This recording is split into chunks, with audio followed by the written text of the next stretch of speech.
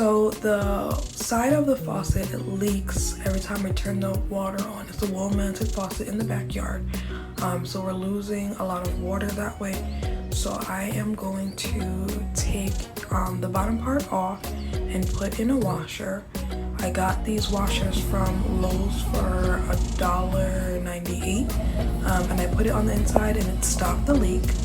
So I took out the old one and put the new one in. However, the water pressure is still a little low, so I'm going to take off the front, the knob, and see exactly what is going on.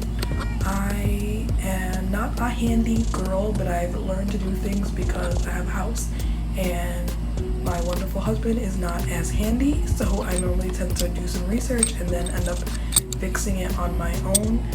Here I am just trying to take off the knob. I have to use both of my hands, so it's going to take me a minute. Now I put it back on. I turned the water on.